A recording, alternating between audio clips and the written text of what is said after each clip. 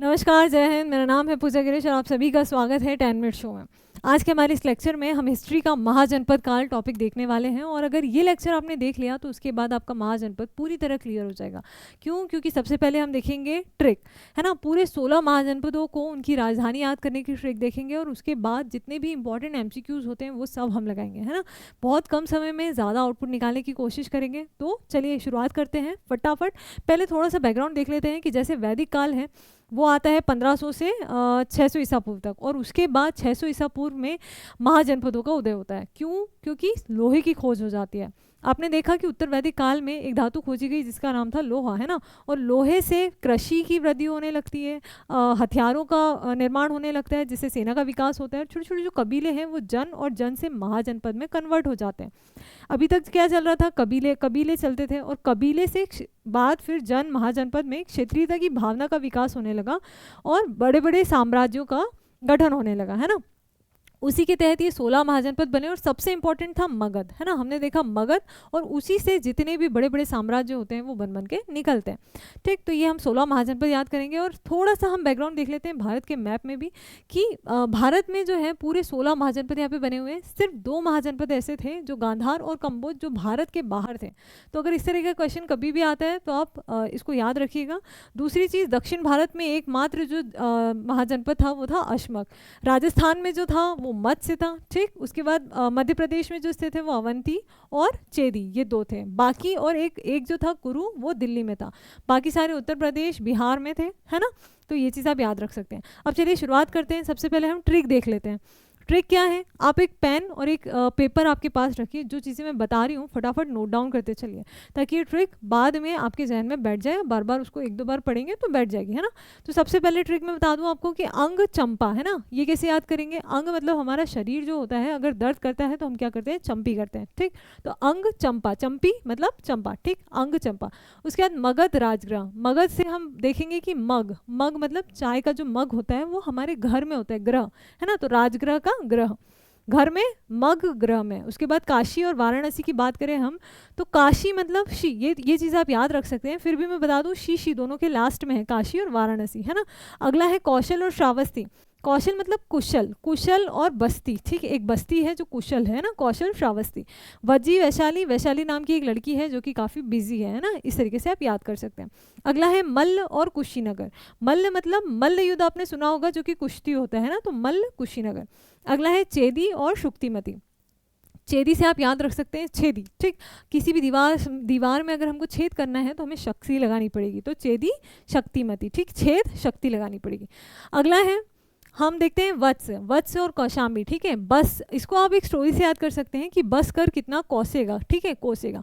तो वत्स का बस और कोसेगा, कौशाम्बी से कोसेगा। ठीक है, इस तरीके से आप याद रख सकते हैं, बस कर कितना कोसेगा। उसके अलावा कुरु और हस्तिनापुर। देखिए यहाँ पे जो है हस्तिनापुर के अलावा जो मेन थी वो थी इंद्रप्रस्थ। ये आप ज़रूर लिख लीजिए। ठीक है, इंद्रप्रस्थ। और इसको याद करने के लिए आप ऐसे कर सकते हैं कि कुरु जो है, कुरु मतलब जो महाभारत का युद्ध हुआ था वो कौरवों और पांडवों के बीच हुआ था। ठीक, तो कौरव जो है वो कुरु मतलब कौरव, और वो इंद्र में जो युद्ध हुआ था महाभारत का उसमें पस्त हो गए थे, पूरी तरह से पराजित हो गए थे, तो प्रस्थ। ठीक, तो कुरु इंद्रप्रस्थ। उसके अलावा पांचाल मतलब पांचाली किसको बोलते थे? द्रौपदी को पांचाली बोलते थे। और पांचाली जो है 5 पांडवों के साथ एक घर में रहती थी, यानी एक छत में रहती थी। ठीक है, तो अहित छत्र, पांचाली अहित छत्र। ठीक, उसके बाद हम बात करते हैं मत्स्य मतलब मछली और विराट। ठीक, मछली कैसी है? विराट। तो मत्स्य का क्या हो गया? विराट नगर। शूरसेन की बात करें तो सुर। ठीक, शूर से आप याद रखेंगे सुर, और सुर कैसा होता है? मधुर होता है ना, तो शूरसेन मथुरा।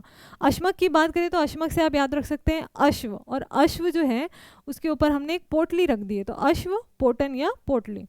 इसके अलावा हम देखते हैं अवंती जो जिसको वर्तमान में उज्जैनी, आज भी उज्जैन कहा जाता है। एक अन्य नाम था महिष्मती। इसको याद रखने के लिए आप याद रख सकते हैं कि जैसे बाहुबली में महिष्मती साम्राज्य था, अब उसका पूरी तरह अंत हो चुका है। क्या हो चुका है? अवंती अंतिम। ठीक, अगला है गांधार। तो गांधार जो है उसका क्या है? तक्षशिला। ठीक, गांधार तक्षशिला की अगर हम बात करें तो गांधार से आप याद रख सकते हैं गधा, और गधे के ऊपर क्या रखी है, शिला रखी है, ठीक। तो इस तरीके से आप याद रख सकते हैं गांधार, तक्षशिला। और अश्मक, गधे के ऊपर सॉरी अश्मक यानी अश्व के ऊपर हमने क्या रखा था, अश्व के ऊपर हमने रखी थी पोटली, और गधे के ऊपर शिला, ठीक। कंबोज की बात करें हम तो और राजपुर, ठीक। तो देखिए यहाँ पे कंबोज और राजपुर को, राजपुर के अलावा कंबोज की एक और थी जिसका क्या नाम है, अगर हम देखें तो इसका नाम था हाटक, ठीक। अगर हम हाटक की बात करें तो आप ऐसे याद कर सकते हैं कि कम बोझ हटा ले, ठीक। कम बोझ से हम याद रख सकते हैं बोझ जिसको हटा ले, ठीक, हटा ले। तो बोझ को इंसान हटाना चाहता है ना, तो ऐसे याद रख सकते हैं कम बोझ हाटक, ठीक। ये चीज़ तो पूरी 16 हमारी यहाँ पे याद हो गई है। अब इस ट्रिक के माध्यम से आप देखिएगा एमसीक्यूज में आप क्वेश्चंस को एलिमिनेट, ऑप्शंस को एलिमिनेट कर पा रहे हैं या नहीं, ठीक। चलिए क्वेश्चन लगाते हैं फटाफट। महाजनपद काल में कुल कितने महाजनपदों का वर्णन मिलता है, कितनों का मिलता है, 16 का मिलता है ना। अगला है निम्नलिखित में से कौन सा एक बौद्ध ग्रंथ 16 महाजनपदों का उल्लेख करता है। तो 2 ग्रंथों में 16 महाजनपदों की जानकारी मिलती है, एक बौद्ध ग्रंथ और एक जैन ग्रंथ। बौद्ध ग्रंथ कौन सा था, अंगुत्तर निकाय था, ठीक। और दूसरा कौन सा था, एक जैन ग्रंथ था जिसका नाम था भगवती सूत्र। अगला है मगध महाजनपद की प्राचीन राजधानी क्या थी, और मगध की जो प्राचीन राजधानी थी वो थी राजगृह, है ना। चलिए अगला है कौशल महाजनपद की राजधानी क्या थी, तो कौशल की थी श्रावस्ती, ठीक। ट्रिक याद करते रहिएगा आप, ठीक। अगला है कौन सा महाजनपद बुद्ध का जन्म स्थान माना गया है, और कौन सा माना गया है, तो शाक्य माना गया है। ये 16 महाजनपदों में नहीं आता था, ये गणराज्य है, और उस समय पे 16 महाजनपदों में 3 गणराज्य हुआ करते थे। कौन सा, एक तो हो गया वैशाली, मल्ल और शूरसेन, ठीक। चलिए आगे बढ़ते हैं। अंग महाजनपद की राजधानी क्या थी, और अंग की जो थी चंपा थी। अगला है वैशाली किस महाजनपद की राजधानी थी, तो वैशाली जो थी वो वज्जी की थी, हमने देखा वैशाली कौन है, बिजी है। उसके अलावा लिच्छवी गणराज्य किस महाजनपद का भाग था, तो किसका था, वज्जी का था। इसके अलावा कौशाम्बी किस महाजनपद की राजधानी थी, किसकी थी, वत्स की थी। अगला है अवंती महाजनपद की प्रमुख राजधानी कौन सी थी, और कौन सी थी, तो इसकी उज्जैनी थी। वैसे 2 राजधानियां थी, एक उज्जैनी और एक महिष्मती, लेकिन यहाँ पे पूछा है प्रमुख राजधानी, तो वो थी उज्जैनी। इसके अलावा महाजनपद काल में सबसे शक्तिशाली महाजनपद कौन सा था, तो सीधी सी बात है मगध था, है ना। उसके अलावा बुद्ध ने अपना पहला उपदेश कहाँ दिया था, तो सारनाथ में दिया था, सबको पता है। अगला है पांचाल महाजनपद की राजधानी क्या थी, और क्या थी, तो अहिच्छत्र थी, ठीक। चलिए कुरु महाजनपद कुरु महाजनपद की राजधानी क्या थी, तो कुरु की क्या थी, इंद्रप्रस्थ थी। हमने देखा कुरु जो थे कौरव वो पस्त हो गए थे। अगला है कौन सा महाजनपद गणराज्य के रूप में प्रसिद्ध था, कौन सा था, तो ये था वज्जी, ठीक, वैशाली वज्जी। अगला है किस महाजनपद ने सबसे पहले लोहे का उपयोग करना शुरू किया था, और किसने किया था, तो मगध ने किया था, और सबसे ज़्यादा जो शक्तिशाली था वो भी मगध ही था।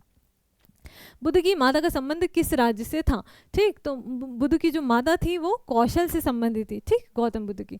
अगला है विश्व का पहला गणतंत्र वैशाली में किसके द्वारा स्थापित किया गया था, और किसके द्वारा किया गया था, तो ये लिच्छवी के द्वारा किया गया था। ये देखिए ये जो वैशाली गणतंत्र है ना, पूरे विश्व का सबसे प्रथम गणतंत्र था ये, पूरे विश्व का, बहुत इंपॉर्टेंट है ना। अगला है मौर्य वंश के सबसे पहले कौन सा वंश मगध में शासन करता था। मौर्य वंश के पहले की बात हो रही है, तो मौर्य वंश के पहले हर्यक वंश भी था, शिशुनाग भी था और नंद वंश भी था, ठीक। तो सही उत्तर है सभी। महाजनपद काल की घटनाएं किस युग में घटित हुई थी, और किस युग में घटित हुई थी, तो ये जो है लौह युग में घटित हुई थी, और लोहे की खोज के कारण ही महाजनपदों का विकास हुआ था। आगे हम देखते हैं निम्नलिखित में से कौन सा महाजनपद 2 भागों में विभाजित था, उत्तर और दक्षिण। कौन सा था, अभी हमने देखा अवंती, ठीक, अवंती जो कि जिसकी एक राजधानी थी उज्जैनी और दूसरी थी महिष्मती। अगला है बिंबिसार किस वंश का शासक था, तो बिंबिसार जो था वो हर्यक वंश का शासक था, जिसको पितृहंता वंश भी कहा जाता था। अगला है अजातशत्रु ने अपने पिता को बंदी बना लिया था, और उनका पिता कौन था, तो बिंबिसार था, ठीक, अजातशत्रु का। देखिए ये पितृहंता वंश इसलिए कहा जाता है क्योंकि बिंबिसार की हत्या अजातशत्रु ने की थी, और अजातशत्रु की हत्या जो थी वो उदयन ने की थी, ठीक। चलिए आगे बढ़ते हैं। महाजनपद काल में मुद्रा का प्रमुख रूप क्या था, तो पंचमार्क चांदी के मुद्राएं हुआ करती थी। इसमें क्या होता था कि जो चांदी हुआ करती थी उस पर ठप्पा लगा के और उसको सिक्का बनाया जाता था, इसीलिए इसको पंचमार्क कहा जाता था, है ना।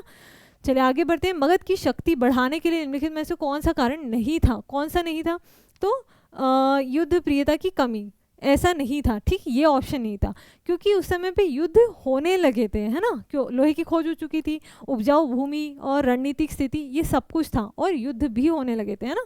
चलिए आगे बढ़ते हैं। वज्जी संघ किस प्रकार का शासक था, किस प्रकार का था, तो ये गणराज्य था, है ना। अगला है किस प्रकार का मृदभांड भारत में द्वितीय नगरीकरण या शहरीकरण के प्रारंभ का प्रतीक माना गया है। और किस प्रकार का, तो यहाँ पे हम देखें उत्तरी काली पॉलिश मृदभांड या पॉलिशकृत बर्तन हुआ करते थे। ठीक, अब देखिए यहाँ पे एक चीज़ बताई गई है, द्वितीय नगरीकरण। तो जो महाजनपद काल था उसको द्वितीय नगरीकरण माना गया है। पहला नगरीकरण माना गया है हड़प्पा सभ्यता को, और जो तृतीय नगरीकरण है वो मध्यकाल में जो सल्तनत काल आती है उसको तृतीय नगरीकरण माना गया है ना। तो ये चीज़ भी आप याद रखिएगा। अगला है किस शासक के द्वारा सर्वप्रथम पाटलिपुत्र का राजधानी के रूप में चयन किया गया था, और किसके द्वारा, तो उदयन के द्वारा किया गया था, जो कि हर्यक वंश का ही शासक था। अगला है श्रावस्ती किस महाजनपद की राजधानी थी। किस महाजनपद की राजधानी थी श्रावस्ती, तो कौशल की थी। अगला है लिच्छवी गणराज्य में निर्णय कैसे लिए जाते थे, तो एक बहुमत के द्वारा लिए जाते थे। अगला है महाजनपद काल में श्रेणियों के संचालन को कहा जाता था, क्या कहा जाता था, तो श्रेष्ठिन कहा जाता था। ठीक, ये देखिए श्रेष्ठिन। अगला है किस महाजनपद को समुद्र तक पहुंच प्राप्त थी, और किसको थी, तो अंग को थी। ठीक, चलिए अगला है किस महाजनपद का उल्लेख महाभारत में भी मिलता है, और किसका मिलता है, तो ये मिलता है कुरु का, क्योंकि ये दिल्ली में आता है और इसकी राजधानी क्या थी, इंद्रप्रस्थ थी, हमने याद किया है ना। अगला है महाजनपद काल में सबसे पहले किस महाजनपद के विस्तार की नीति अपनाई गई थी। किस महाजनपद ने विस्तार की नीति अपनाई थी और किसने अपनाई थी, महाजनपद में, यही सबसे शक्तिशाली भी था। बुद्ध की मृत्यु किस महाजनपद में हुई थी, तो ये हुई थी मल्ल में, है ना। चलिए आगे बढ़ते हैं। मल्ल महाजनपद की राजधानी क्या थी, तो मल्ल की जो थी वो कुशीनगर थी, है ना। चलिए पांचाल महाजनपद दो भागों में बटा था, उत्तरी और दक्षिणी। दक्षिणी की राजधानी क्या थी, पांचाल की बात हो रही है यहाँ पे। ठीक, तो जैसे अवंती की दो थी वैसे पांचाल की भी दो थी, और जो दक्षिण की राजधानी थी वो थी कापिल्य, है ना। चलिए आगे बढ़ते हैं। अगला है गांधार महाजनपद का उल्लेख कहाँ होता है। ठीक, तो कहाँ होता है, तो बौद्ध ग्रंथों में इसका उल्लेख मिलता है हमको, और हमने देखा तो कौन सा बौद्ध ग्रंथ, तो अंगुत्तर निकाय, है ना। अगला है कुरु महाजनपद के प्रमुख केंद्र कौन से थे। कौन से थे, इंद्रप्रस्थ और हस्तिनापुर, है ना। कुरु का इंद्रप्रस्थ हमने याद किया था, दूसरी राजधानी हस्तिनापुर थी। महाभारत में इसका नाम आपने जरूर सुना होगा। अगला है अजातशत्रु ने वज्जी संघ पर विजय के लिए किस नीति का सहारा लिया था। कौन सी नीति, तो साम दाम दंड भेद सबका उसने सहारा लिया था, इसलिए सी ऑप्शन सही है। अगला है महाजनपद काल में कौन सा गणराज्य नहीं था। कौन सा नहीं था, तो मगध नहीं था, मल्ल था, वज्जी था, लिच्छवी। ठीक, ये सब थे। अगला है छठी शताब्दी। देखिए अब ये जो है क्वेश्चन ऑफ द डे, ये हमारे जितने भी एमसीक्यूज हैं इस टॉपिक से रिलेटेड सारे खत्म होते हैं। लास्ट में ये क्वेश्चन मैं आपके लिए छोड़े जा रही हूँ, आपको इसका जवाब जो है कमेंट में बताना है। ठीक, क्वेश्चन क्या है कि छठी शताब्दी ईसा पूर्व में मत्स्य महाजनपद कहाँ स्थित था। ठीक, ये मैंने आपको स्टार्टिंग में बताया था। क्या ऑप्शन है, पश्चिमी उत्तर प्रदेश, राजस्थान, बुंदेलखंड या रुहेलखंड। ठीक, जवाब आपको कमेंट में बताना है, और आपको हमारा लेक्चर कैसे लगा ये भी कमेंट में ज़रूर बताइएगा। और अगर अभी तक आपने चैनल सब्सक्राइब नहीं किया है तो तुरंत सब्सक्राइब करें। मिलते हैं अगले लेक्चर में, धन्यवाद।